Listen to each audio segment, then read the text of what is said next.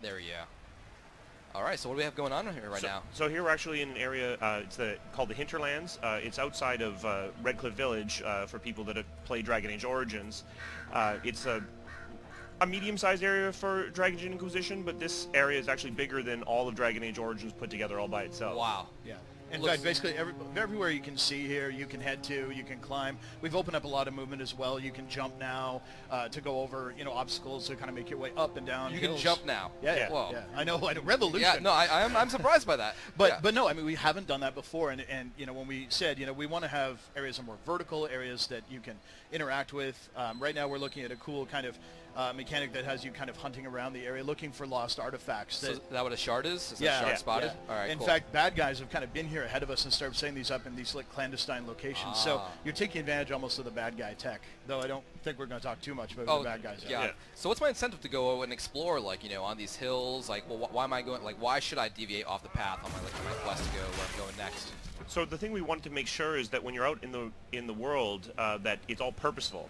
So ultimately, everything you're doing is either designed to strengthen you and your party, so you're getting crafting materials to build better weapons, better armor, or you're doing things that actually strengthen the Inquisition. You're doing things like closing fade rifts, which increases the renown and the reach of the Inquisition.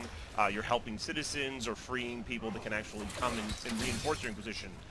That's really one of the core tenets of Dragon Age Inquisition, is that you're the leader of an organization. This allows you to do things you couldn't do as an individual. Right. So what are the benefits to me for making my Inquisition more influential, stronger? What impact does that have on the game? There's a few really key benefits. The first one is that it's really the mechanic by which you decide where the story goes next. Right. Rather than the story will go here, then here, then here. It's kind of like our older games. The story rewarded you with more story. Right. We wanted to break that up and say, look. We're setting a goal for you. You want to lay siege to this fortress, or you want to, get your way into this fancy Orlesian ball. Well, you need to be influential enough to kind of maneuver the politics, or to build up your siege weapon, that kind of stuff. And so, adventuring now kind of earns you a currency of power that you can then choose how you spend and what objective you want to pursue next. That's great. It's not battle power; it's politics also, and becoming influential there. That's Absolutely. amazing. So, this horse. I mean. Are horses the only thing you can ride? Are there any other mounts? So we definitely have a multitude of different mounts, not just horses. Things like lizardy creatures and that sort of thing. You collect them in the world, and they'll give you different perks as you're riding around the space. Yeah, and really the horse is there to get you through spaces you've been through before. One of the things we aren't doing is scaling enemy creatures or anything like that. They're not like, oh, it suddenly gets way tougher. When you come back to a space, if it was relatively easy, then it will still be so. More likely, though, is that you'll have been there, established camps, started influencing the area. You'll start seeing your banners flying and your men patrolling the roads rather than it just being like a static locale. So conversely, I could venture somewhere and face something incredibly strong, I'm not ready for this. I'm going to try anyway and get my ass kicked. Speaking of something incredibly strong, here's one. Oh, is that a dragon we see? That was a completely non-timed, non-technical. Oh, well done. Well done. You just led me right in there. Hurry, yeah. Yeah, so we've reworked dragons from the ground up. It's in the name, so we thought it would be worthwhile. The big thing is now, rather than targeting just a dragon like a giant circle, you now actually target individual limbs, and they're so big you can get into them, under them, fight through, pin them down. And one thing you'll see in this fight is, as it progresses, we're actually going to damage one of the limbs, and the dragon will start limping. And as it lands, it'll fall over, meaning you can pin it down, really go to town with your warriors. Could I, knock off a wing, or hurt the wing so it doesn't kind of fly above me? That's really cool. That's right. Yeah, you can really target the individual parts to your advantage. Yeah, and a big part of that is really the teamwork, right? So I mean, we're going for that same feel you get when you team up to take down a big creature in an online game, that kind of thing. But again. The party's always been the heart of DA games. So the mages have their own set of skills. In fact, we have 200 spells and talents for you to pick from. So you can build basically any character into any role. That's way more than previous Dragon Age games, right? I mean, not surprised. There's a lot more upgrades, talent trees, you name it. And so, just to be clear, this is still a single player adventure, right? Yep, absolutely. Right. So, cool. So you control all of these characters, and a little further on, we'll get into kind of the tactical view and showcase that. Right. But you'll notice here we're switching between different characters you control. So that lets you, say, okay, I'm going to move to my archer. I'm going to do this. You can do that all in real time, or as we'll show later, in pause. That's very cool. So that's down on a leg. Poor how many dragons? How many different dragons are there? Can you tell me, or is can you hint at are there a wide variety? Or there's different types, different breeds. They look different. They're all in different areas.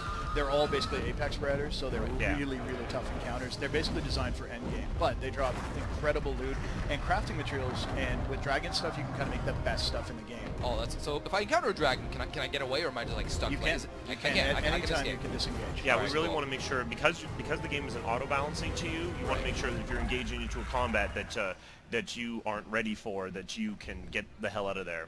Very cool. How about the save system? Can I like save whenever I want? Can I like see spot dragon, save it, go encounter, like, all right, well, let's like let me. I mean, I might not even need to do that, right? Yeah. Yeah, you can save anywhere. Pretty true to the games we've had previously. Yeah, chat's going wild, by the way. I'm just saying. Oh yeah, that's good. So here we're actually a little bit further on. We're actually in Redcliffe Castle. You can see the Fade Rift, which is basically the thing that's threatening the world there up in the sky. The world of demons kind of leaking into this part of the world. Yeah. And how does the Inquisition play into that? Is Inquisition trying to like do like a power play, like take care of this and then like take over everything? Like what's the? Can you tell me a little bit more about like the starting story? Yeah, well, the Inquisition is actually founded kind of in opposition to everyone's wishes. Right. There's a lot of groups that see this giant cataclysm happen, and their response is to go, well, we need to make a decision and form a committee to have it. They don't do anything. And so when we sat down to build Inquisition, one of the things we talked about with the team is, what if instead of like joining the rebels or joining the Jedi, what if you started it? Right? What if you were the beginning of that? So you were there from day one and you kind of grew your own kind of power and grew into the role of Inquisitor. So the thing that makes you kind of special in the game is you have this mark on your hand. You don't know why it's there. That's one of the key mysteries. And with it, you can close these rifts that open up around the world. It's part of the reason people like look to you as a savior. Ah. Yeah. So, conversation. Now, yes. I wanted to talk about this. Well, go for it. People have been looking for this forever. Hey, can we finally see a female Kenari in game? This is the first appearance, basically ever. Yeah. Sexy. And she's got awesome horns and tattoos and everything. Yeah. Again, you can customize. There's 4 races, 2 genders. You actually have 2 different voices per gender now. It's going to be your character. Voice acting seems really nice so far. Yeah, we're this guy looks so sad. Yeah, well, that was his son. Wow. Yep. All right, that would make me upset. Yeah. He's a little pissed. Yeah. So I mean, obviously that was Liliana. We are going to have some returning characters. We've announced Morgan already. Yep. Cullen. Oh. Yeah. Who is very divisive. You love him or you hate him. Yeah. I'm guessing there's some other cameos that maybe we're not speaking of now, like we run into any Grey Warden. There's a non-zero chance of that. Yes. All right. So in this fight, you can see a little bit of the tactics just while we had it on screen there. With the pause and play, you're able to basically move the camera up. But the thing isn't a fixed angle. You can bring it down, zoom around the action. You can look at how it's playing out, and you get some amazing screenshots. Amazing. So you get it real time. And the nice part is that at any moment you can resume time without changing the mode or losing your camera perspective. So it's the same thing as pause and unpause, but we haven't done this on the other platforms other than PC. So that's great. Now and I'm sure you guys put a lot of love into making sure it's easy on the other platforms or on the consoles. Yeah. Yeah. The controls are really custom for each of the platforms. So yeah, the PC feels a lot more mouse and keyboard. Yeah. It's a controller. Though PC players can use the controller if they want to, which is something we haven't done.